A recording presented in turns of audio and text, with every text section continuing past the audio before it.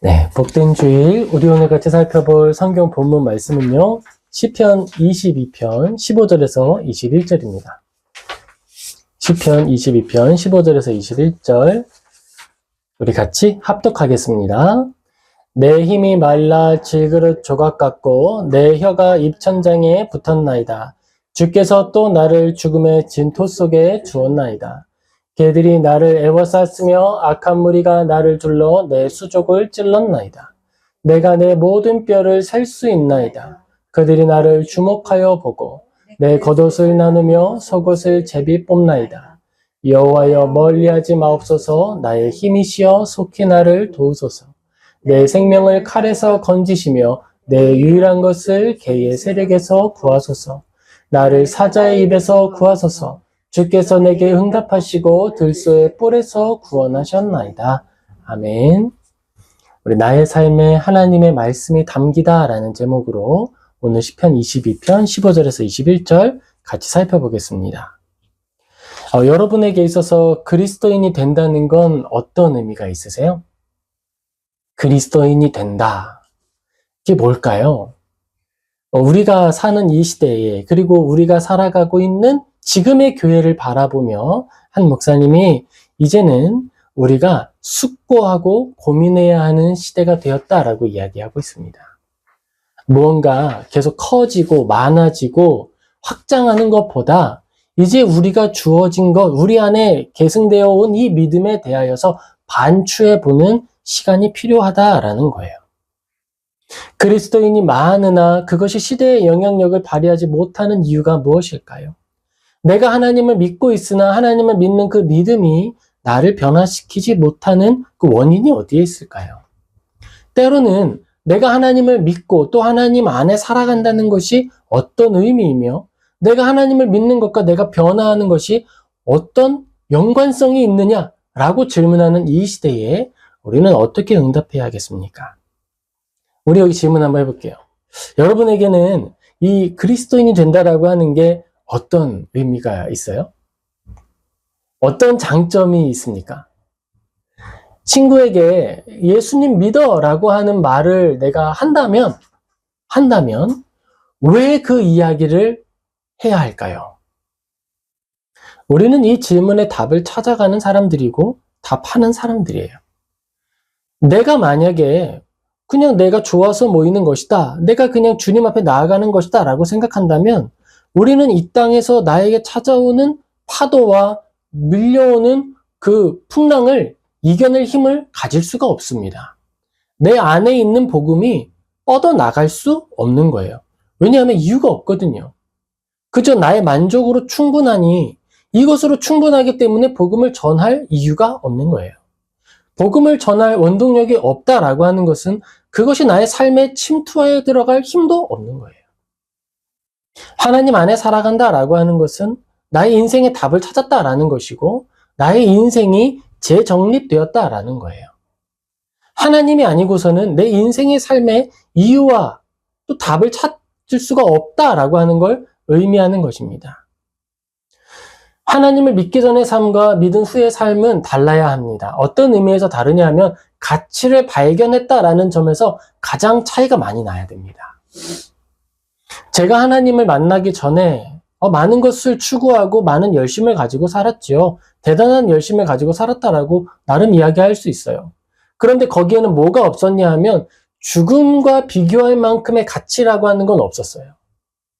그랬기 때문에 네가 추구할 수 있는 가장 큰 이익보다 더 많은 것을 지금 당장 준다 그러면 너는 죽을 수 있어? 라고 했을 때 내가 이 가치를 위해서라면, 이 가치를 실행하는 일을 위해서라면 생명도 버릴 수 있다라고 하는 답이 내게 나오지 않는 거예요. 그러면 결국 그렇게 추구하는 삶의 내용은 나의 존재 자체를 섬기는 삶의 내용이 될 수밖에 없는 거죠. 조금 더 평안한 것, 조금 더 자랑할 것이 많은 것.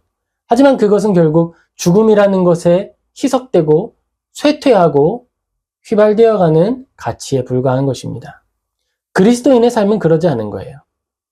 영원한 것과 실망스럽지 않은 것과 흩어지지 않는 것을 오늘부터 추구해 가는 것입니다. 그렇기 때문에 흔들리지 않을 수 있어요. 그 단단함, 그 충만함, 그 온전함을 가지고 있기 때문에 우리는 복음을 전하는 거예요. 그 삶을 계속 살아갔을 때 마주하는 것이 허망함이라면 얼마나 슬플까? 그걸 알기에 전하는 거예요. 우리가 추구하는 모든 삶 후에 죽음이 찾아올 텐데 그때 하나님 앞에 서지 못하면 영원한 심판을 받게 될 텐데 어떻게 될까? 그것을 안타까워하며 복음을 전하는 거예요. 우리는 이 답을 그런데 입술로 말하지 않습니다. 무엇으로 말을 하느냐? 삶으로 말하는 거예요. 삶으로 말한다. 넘어짐도 있고요. 실망스러운 시간도 있어요. 괜찮습니다. 그럼에도 불구하고 하나님이 우리를 통해 복음을 전하고 계십니다. 제가 여러분에게 이렇게 질문하는 것은 여러분을 두드리거나 그런 것이 아니라 하나님이 우리를 변화시키신다라고 하는 것을 신뢰하라고 제가 권해드리는 거예요. 그리고 우리가 무엇을 바라보아야 하고 결국 소유해야 할 신앙의 유산, 그 보물이 무엇인가 여러분에게 알려드린 거예요. 내가 기도할 때 나의 잘됨, 나의 성취 이런 것들을 두고는 쉽게 기도 제목을 찾을 수 있습니다. 그런데 신앙의 열매, 궁극적인 우리의 목표 그것들을 두고 기도하는 일은 좀 쉽지 않을 수 있거든요. 그래서 권해드리는 거예요. 하나님, 우리가 영원한 가치를 발견하게 하소서. 내가 머무는 땅이나 내가 가지고 있는 어떤 자랑들이 아니라 그것들에 전혀 영향받지 않는 영원한 것, 온전한 것, 진리에 속한 것을 소유하게 하소서. 그걸 두고 기도해야 하는 거예요. 이 시대를 사는 그리스도인은 이 질문을 하고 이렇게 기도하고 살아내면서 숙고하는 자의 삶을 살아가야 하는 것입니다. 나는 왜 사는가? 무엇을 위해 사는가? 그리고 그 인생의 끝에 우리가 차지할 것은 궁극적으로 무엇인가? 이걸 소유하니까 우리의 삶의 내용은 충실하게 되는 거예요. 충만한 것이고 그는 흔들림이 없는 거예요. 그의 안정감, 그가 가지고 있는 변하지 않는 기쁨, 그리고 그가 신음할 수 있죠. 그 신음 속에 나타나는 영광의 광채, 그것들이 복음의 통로입니다. 10마디 말로, 10,000마디 말로 호리는 것이 아니고 진실함과 온전함으로 드러내는 거예요. 우리가 하나님 앞에 선다라고 하는 것이 두려움이 아니라 기쁨이길, 하나님이 우리의 주인 되신다라고 하는 것이 고난당할까 두려워하는 두려움이 아니라 하나님을 찬양하는 영광의 제목되는 우리 모든 성도님 되시길 예수님의 이름으로 축복합니다. 우리가 오늘 시편을 볼 거예요. 그런데 이 시편은요, 다윗의 아픔을 고백하는 시편이에요. 이 신앙의 모습을 살펴보며 우리의 신앙의 근육을 키울 수 있게 되기를 소망합니다. 신앙의 근육이라는 것은 이 시대에 이 수풀들이 많이 울창하게 있잖아요. 그것들을 헤쳐나가는 근육이기도 하고요. 흐르는 강물처럼 몰아치는 시대의 이 풍랑과 방향성들을 거슬러 오르는 물고기와 같은 능력을 말하는 거예요. 그리고 이 신앙의 근육을 가장 크게 가지고 있었던 사람이 다윗이에요. 우리가 다윗의 모습을 묵상하고 또 하나님이 다윗을 얼마나 기뻐하시며 그의 삶을 사용하셨는지 보기를 원합니다. 다윗의 시편은 우리가 크게 두 가지의 가치를 가지고 있다라고 제가 몇 번 말씀을 드렸습니다. 하나의 가치는 역사 속에서 그가 어떤 고통 속에 이 시편을 기록했는지 유추할 수 있는 것들이 있어요. 그것들을 통해서는 이 상황이 다윗에게 어떻게 받아들여졌고 내면에는 어떤 감정을 불러일으켰구나. 우리 다윗과 다윗의 상황을 우리가 친밀하게 살펴볼 수 있다는 장점이 있습니다. 또 다른 시편은 그 상황을 우리가 유추하기는 어려워요. 그런데 다윗의 마음과 우리의 마음이 딱 일치하는 거예요. 내가 이 다윗 이 마음 알아. 사망의 음침한 골짜기를 거닐지라도 해를 두려워하지 않음은이라고 고백하는 이 다윗의 마음을 내가 알아. 다윗의 시대와 오늘 우리의 시대는 떨어져 있지만 시대를 초월해서 신앙인으로서 그리스도인으로서 하나의 마음을 가지고 고난을 헤쳐나가는 동질감, 그 동질감을 누리게 되는 가치가 다윗의 시편 속에 발견되는 거예요. 오늘은 여기에 또 하나의 가치가 부여됩니다. 다윗은 고통을 살아갔습니다. 시대를 유추하기는 어려워요. 그런데 그 다윗의 고백 속에 그리스도가 묻어나는 거예요. 놀랍지 않습니까? 다윗은 예수 그리스도를 보지 못했습니다. 그리고 다윗은 하나님께 계시를 받은 것이 아니라 고통 속에 신음하고 있습니다. 그런데 하나님은 고통 속에 신음하는 다윗을 통해서 예수 그리스도의 모습을 드러나게 하셨어요. 그게 다윗이 누리는 아름다운 영광이었습니다. 시편 22편 1절 2절 우리 같이 합독하겠습니다. 내 하나님이여 내 하나님이여 어찌하여 나를 버리셨나이까? 어찌 나를 멀리하여 돕지 아니하시오며 내 신음소리를 듣지 아니하시나이까? 내 하나님이여 내가 낮에도 부르짖고 밤에도 잠잠하지 아니하오나 응답하지 아니하시나이다. 아멘. 다윗이 얼마나 어려운 상황을 지나면 이렇게 말하는 걸까요?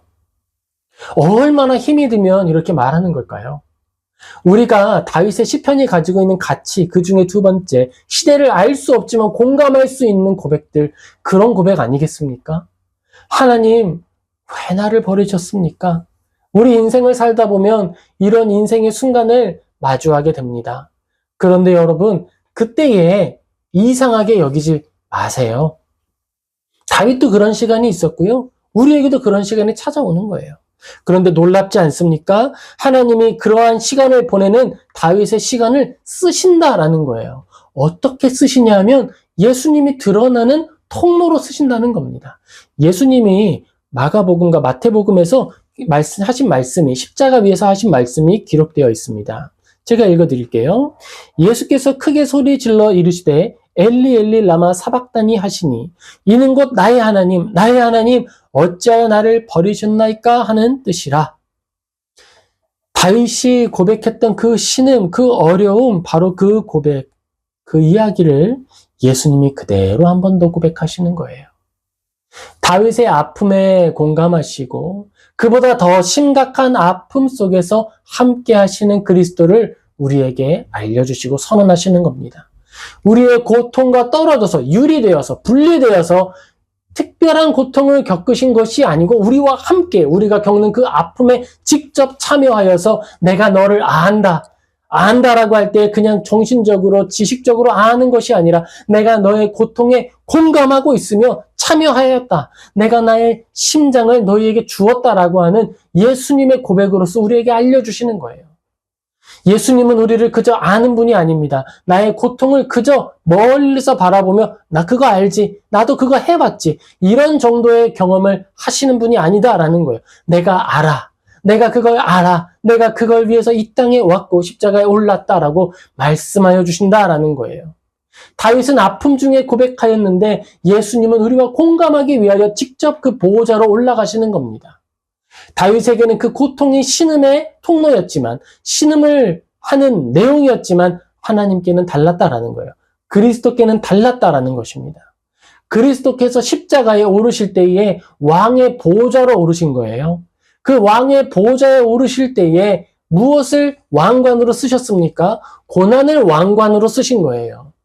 내가 너희와 공감하고 내가 너의 아픔과 신음에 함께하고 있다라고 하는 것을 그의 왕관, 그의 명예로 취하셨습니다.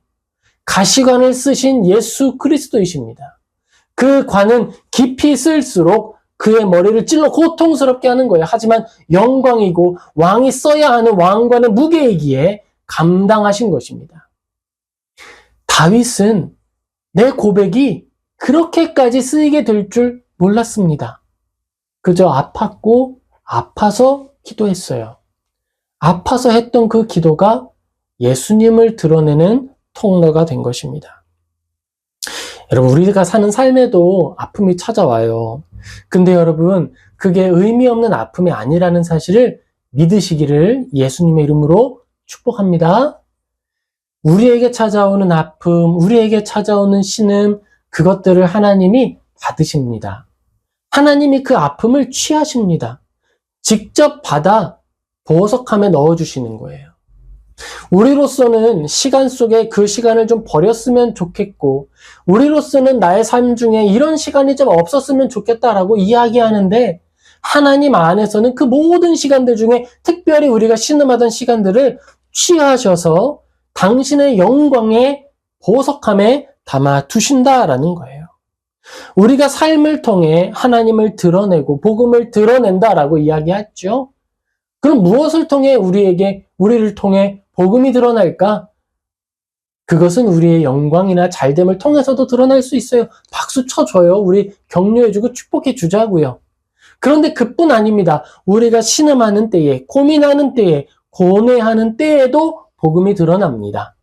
그때에도 우리는 위로해주고 사랑해주고 보듬어주며 그 안에 담길 영광을 두고 기대합시다. 그 관점으로 우리는 살아가는 거예요. 시편 속에서 나타난 그리스도, 그것은 신음 속에 나타난 하나님의 영광을 의미하는 것입니다. 다윗은 지금 믿음의 여정을 살아가고 있습니다. 하나님의 뜻을 따라 걷는 다윗에게 원수들이 찾아왔습니다. 그런데 그 원수들이요, 다윗을 딱 봤을 때 우습게 여길 만한 상황인 거예요. 다윗이 만약에 하나님의 영광을 두르고 있고 하나님이 함께 하신다라고 하는 것이 현저하게 드러났다면 누가 다윗을 무시하고 누가 다윗에게 함부로 말할 수 있었겠습니까? 없었겠죠. 주변의 사람들이 봤을 때 다윗은 우스운 사람인 거예요. 내가 아무 말이나 해도 쟤는 아무 말도 못해. 그러니까 다윗을 둘러싸고 있는 사람들이 아무 말이나 상상력을 발휘해서 이야기하기 시작합니다. 시편 22편 7절 8절 같이 읽겠습니다.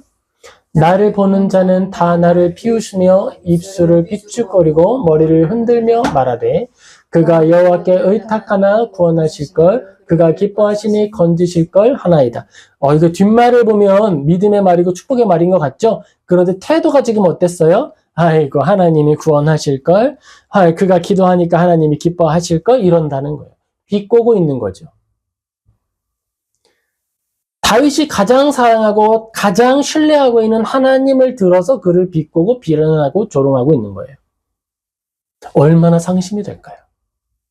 우리가 믿음을 들고 나아갈 때, 우리가 믿음으로 살아낼 때 우리의 원수들은 우리의 믿음을 비방할 수 있습니다.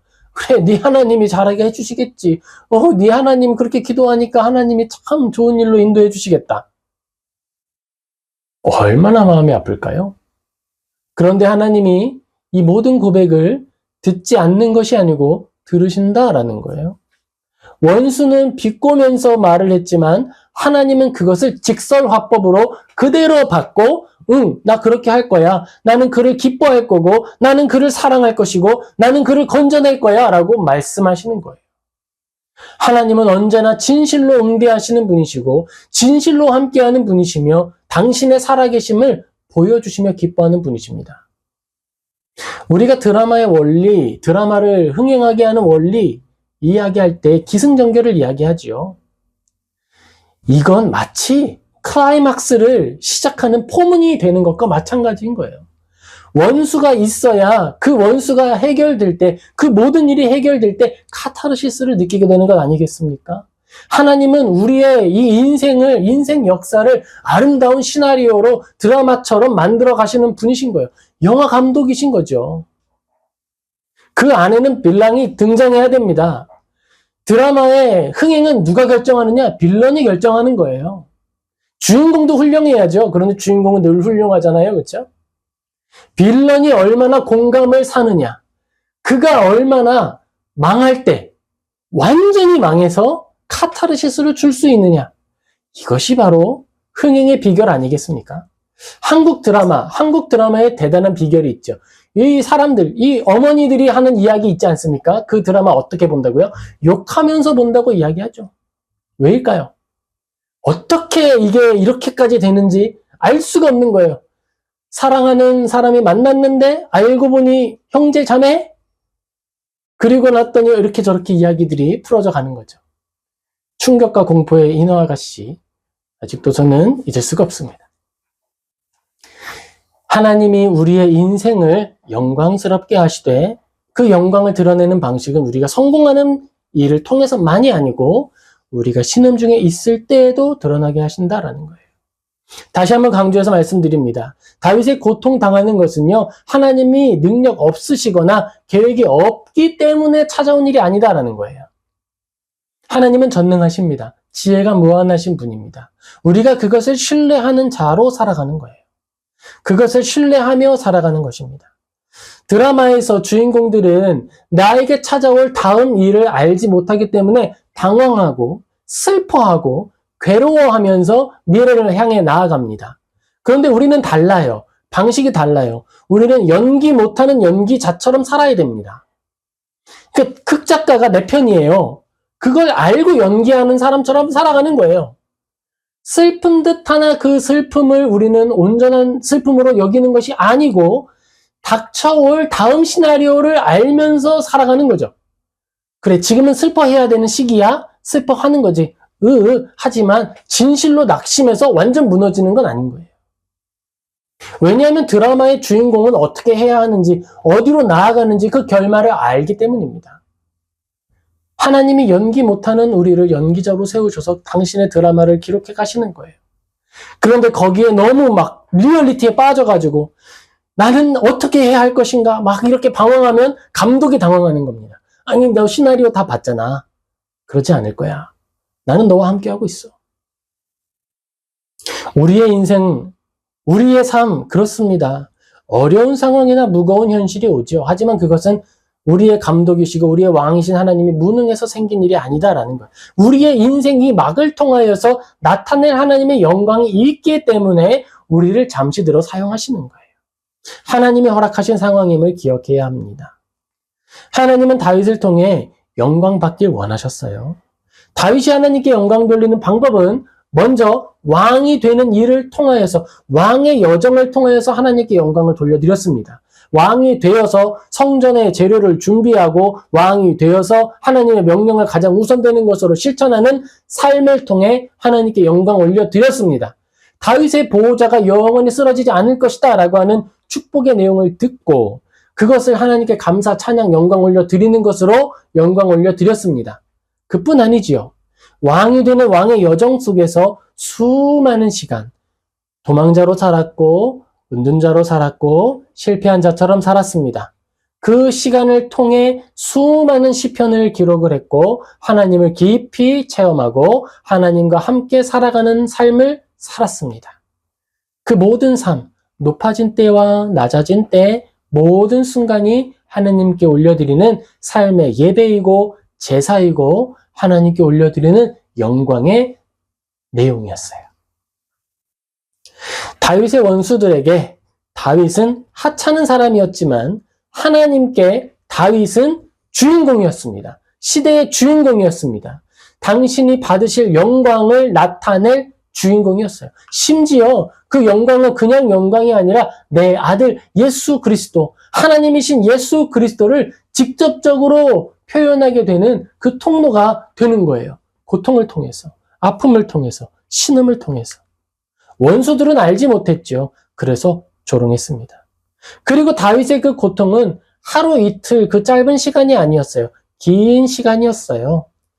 시편 22편 17절 18절 우리 합독하겠습니다. 내가 내 모든 뼈를 셀 수 있나이다. 그들이 나를 주목하여 보고 내 겉옷을 나누며 속옷을 제비 뽑나이다. 다윗이 이야기하죠. 지금 이 고백은요, 다윗이 나의 삶을 돌아보면서 서사한 거예요. 소설적으로, 시적으로 표현한 거예요. 실제로 그렇다라기보다는 이 자신의 마음과 상황을 표현한 거예요. 그 표현 속에서 내 모든 뼈를 셀 수 있나이다. 내가 다 말라서, 나의 소망이 다 말라서 이제 내 뼈가 다 드러난 것처럼 되었다라는 거죠. 다윗은 전쟁을 통해서 살아가는 사람이었어요. 내 몸이 재산이에요. 뼈가 드러난다라고 하는 건 소망이 없다는 거예요. 다윗은 언제나 전쟁을 했습니다. 도망자로 살 때도 늘 위험한 사람들은 구원해 주기도 했고요. 전쟁터 주변에서 살아갔던 사람이에요. 하다못해서 양떼가 있으면 양떼를 치는 목자들을 보호해주고 그 보호세로 사람들을 돌보는 양식을 얻었던 사람이었습니다. 몸이 재산인 사람에게 뼈를 셀 수 있도록 말랐다, 몸에 근육이 없게 되었다, 이건 소망이 없다는 것이죠. 그리고 그 다음 겉옷을 나누며 속옷을 제비 뽑았다. 이것은 나의 수치를 가릴 것이 다 빼앗겨졌다라는 거예요. 내 몸을 가려야죠. 겉옷은 내 권위를 드러낼 수 있는 거예요. 겉옷이 화려한 것은 권력을 나타내는 것이고 최소한의 의복은 수치를 감추는 것이죠. 그런데 겉옷이 없을 뿐만 아니라 속옷도 없다는 건 내 수치가 다 드러냈다라는 것입니다. 다윗에게는 고백이었는데 예수님께는 어땠죠? 예수님께는 이 모든 일이 실현되었습니다.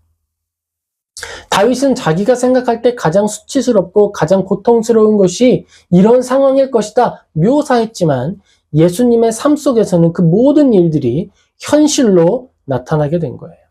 요한복음 19장 23절 24절 같이 읽겠습니다. 군인들이 예수를 십자가에 못 박혀 그의 옷을 취하며 네 깃에 나눠 각각 한 깃씩 얻고 속옷도 취하니 이 속옷은 호지 아니하고 위에서부터 통으로 짠 것이라.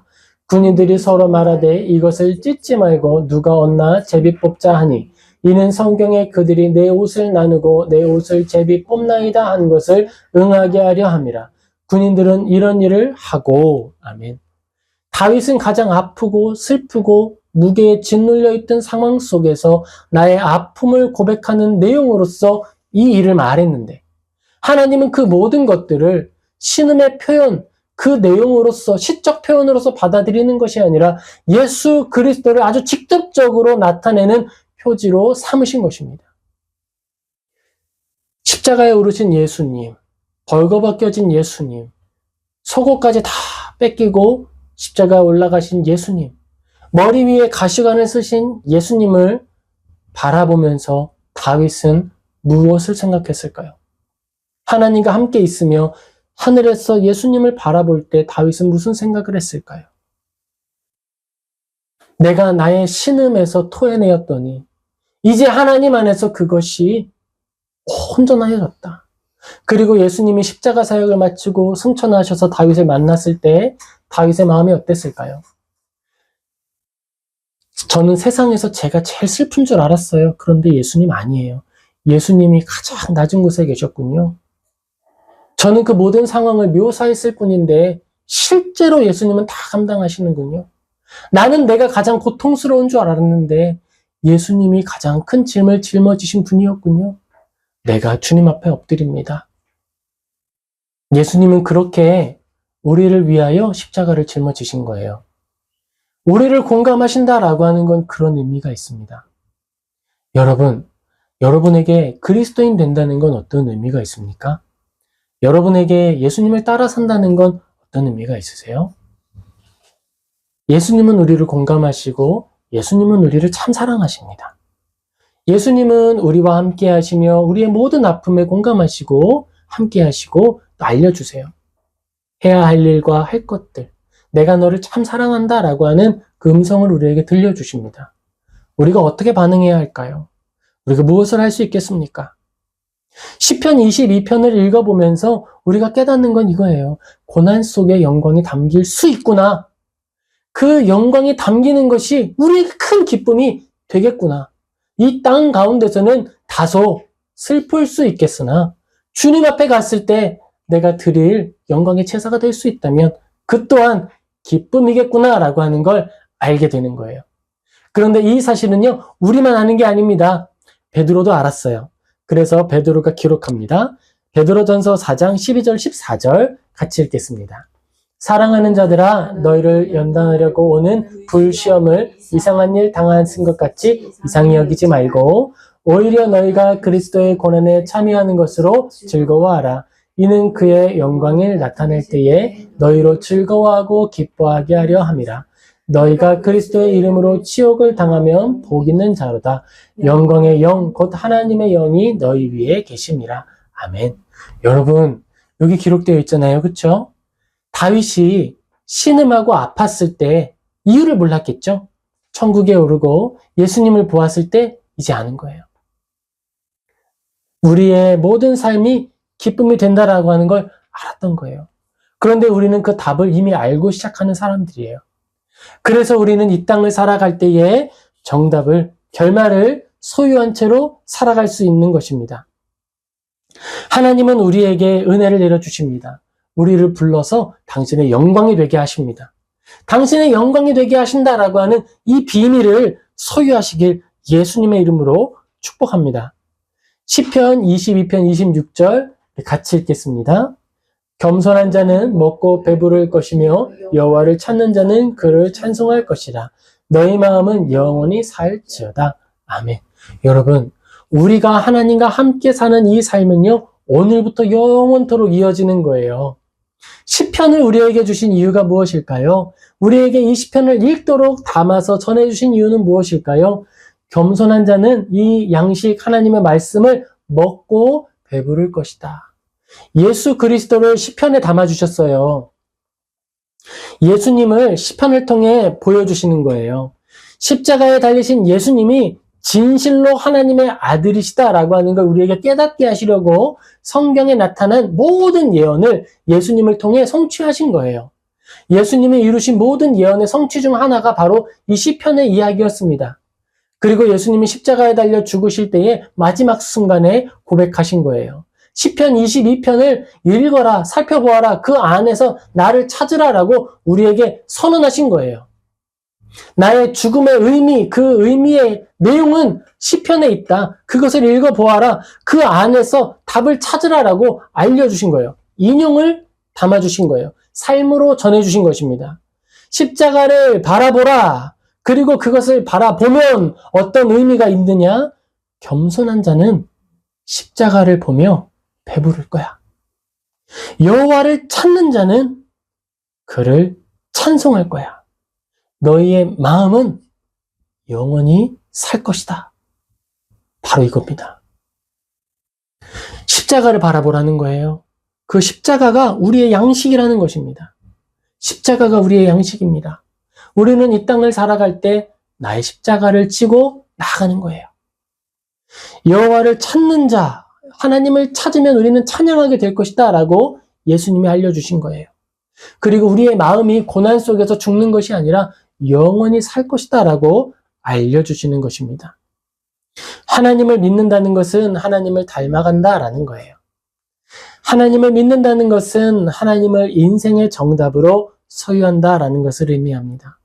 잘 될 때에만 좋아하는 것이 아니라 어려울 때에도 하나님을 사랑하는 것, 그것이 바로 하나님을 닮아가는 것이고 신앙한다라고 말하는 것입니다.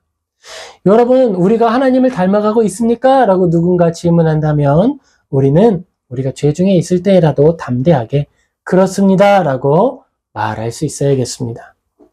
우리는 나의 능력으로 믿는 것이 아니고 십자가에 매달려서 믿는 것이기 때문입니다. 예수 그리스도를 사랑하는 마음으로 나아가기 때문이에요. 하나님을 닮아가는 사람에게는 특징이 있습니다. 그게 뭘까요? 겸손함이에요. 겸손함. 내가 뭔가 되는 사람이다라고 스스로 착각하거나 만들거나 포장하지 않는 거예요. 우리는 잘 났기 때문에, 내가 무엇인가를 잘 했기 때문에, 능력이 있기 때문에 하나님께 구원받고 칭찬받는 사람들이 아닙니다. 우리는 하나님 나 못하겠어요. 도와주세요. 라고 주님께 매달리기 때문에 칭찬 듣는 사람들이에요. 우리가 하나님을 기쁘시게 하는 일은 무엇일까요? 우리와 함께 하시는 하나님을 신뢰할 때 하나님을 기쁘시게 하는 것입니다. 히브리서 11장 6절에 이렇게 기록됩니다. 같이 읽겠습니다. 믿음이 없이는 하나님을 기쁘시게 하지 못하나니 하나님께 나아가는 자는 반드시 그가 계신 것과 또한 그가 자기를 찾는 자들에게 상 주시는 이심을 믿어야 할지니라. 아멘. 우리는 이걸 믿으면서 하나님께 영광 올려드리고 하나님을 기쁘시게 하는 거예요. 내가 잘해서가 아니고 하나님을 사랑해서 하나님께 매달렸더니 하나님이 아이고 이뻐라, 아이고 사랑하는 내 아들, 딸, 아이고 내 자녀들아, 나와 함께하니 내가 너무 기쁘다라고 알려주신다라는 거예요. 우리가 잘 될 때뿐만 아니라 고난 중에 있을 때에도 그렇다라는 것입니다. 시편 22편 다음에는 시편 23편이 기록되어 있습니다. 사망의 음침한 골짜기를 다닐지라도 하나님이 우리와 함께 하신다라는 것이죠. 하나님을 사랑하며 사는 삶, 하나님을 기쁘시게 하는 삶을 향해 우리가 나아가고 있습니다. 여러분, 우리가 살아갈 때 보면 시편 22편에 있는 기록처럼 나 자신의 물처럼 쏟아지고 모든 뼈가 어그러졌다라고 이야기하고 생각이 들 때가 있을 거예요.